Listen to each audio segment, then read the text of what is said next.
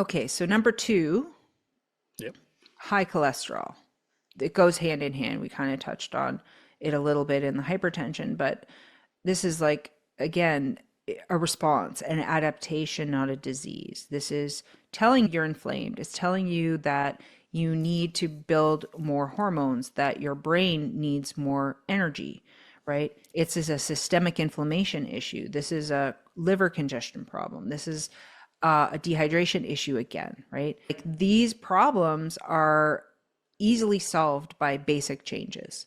Yep. So you have these signals to produce more cholesterol. You have the thickened blood again. You have your lipid metabolism off. And also, there's often poor digestion and weak bile production, like as we age, because of the liver becoming, not as functioning as well. The gallbladder recycles the bile. The bile contains toxins.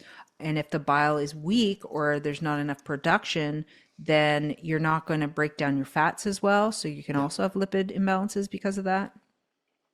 And then like eating sugar, eating processed food, you get what's called glycation of the, like what they say, the LDL particles. I don't really go for the LDL HDL crap. I think that's non-necessary, but for those who get the scary diagnosis from the doctor, the oxidative damage that they're calling LDL, being bad, right? When it's high, is that you have glycation because of the sugar and the foods that are being eaten. That's Yeah. causing like them to be a little more damaging to the tissues, right? Than the other cholesterol. So the cholesterol might not even be working in its role the way it should because of the problems of the bile and the inability to properly emulsify those fats. So, like, imagine you're not emulsifying fats and sugars properly. The bile's trying to break it down. The bile's full of toxins because it recycles itself, right? And now it's like trying to carry the nutrition to you, and it's not doing it as efficiently or properly Mhm. as it should, and it's causing a secondary issue. So, That's where then the enemas would be good because that forces the liver to produce more bile, doesn't it? yeah, what it forces is a release of the old bile. Yep. So it says, get out. We don't want you. We don't want to keep recycling bile that has toxic attributes, and we're going to remake it. And that's why usually after you do a coffee enema, you shouldn't eat a high fat meal. You should wait until the body rebuilds the bile salts. And taking tissue salts would be helpful because Yeah. the tissue salts will help, like the biochemical Schistler tissue salts will help Yeah. the bile salts rebuild a little Yeah. bit better. In the meanwhile, you could take like a lipase enzyme to just take some burden off of the system while Hmm. it's like recalibrating itself. Hmm. The cholesterol is a fat issue, so you want to think about your fat profile. So usually things like, where's your omega-3 to omega-6 to omega-9, 12 ratios. So oftentimes like cod liver oil or omega-3s are help that lipid profile.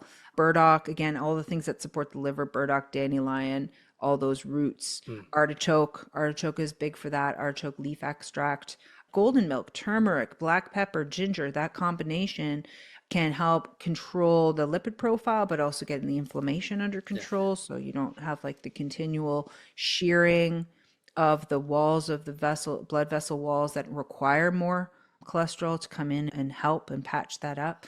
Mm. And then like get rid of processed foods. I mean, try. Hmm. Stop eating garbage. I know we say it all the time and it's still, Yeah. put into our faces, but like, and it's not even just processed food anymore, unfortunately. Like if you go to grocery store shelves, like, and read some of the stuff on the labels, it's Yeah. shocking. Like Yeah. they put just random garbage into all foods. You don't even need that in there, but it's like an upsell. Like there's markets that create waste products that they have this belief that there's no waste. Everything gets, there's always a market for your waste, right? So they give the waste to like other markets as an upsell. Like we can use it for a filler. We can use like cellulose. Like who needs to put bits of tree in your bread like Yeah. Or that? fluoride. Well, fluoride's a classic one from the aluminum smelting, right? Like, yeah, hey, we have this waste from like making aluminum. Let's put it in your toothpaste and give it to kids. Yeah. which we know actually, like surgeons or in autopsies, when they open up the brain, all these people's pineal glands look like crystals, look like calcifications, right? Yeah. They're not operating No. as a gland as it should. So like all of these organ systems need to be functional and They're processed not foods have, redundant. and they all work together, and Yeah. they're all aspects of processing light, and you cannot do that if you're adding in all these chemicals that are crystallizing or having to be packed away because they're too volatile or whatever. And that's like a lot of arthritis and these Yeah. situations that cause inflammation are from these wastes just being put into places, and fat Yeah. too. Like you get fat to protect you because a lot of these toxins are fat soluble and they Hmm. cannot be processed by the bile or the liver any longer. Your lipid profile's off. You got metabolic syndrome, diabetes, all these situations. That's where the fat's coming in. It's trying to actually save your life because it's a good place to park it that's not in vital organ systems. And in order to lose fat, you actually have to fix those organs and then they'll process it for you Yeah. properly, Yeah. right? People want to diet and exercise all you want, and exercise is vital, and watching what you eat is vital, but the understanding is the Yeah. toxicity level, right? Yeah. Brilliant.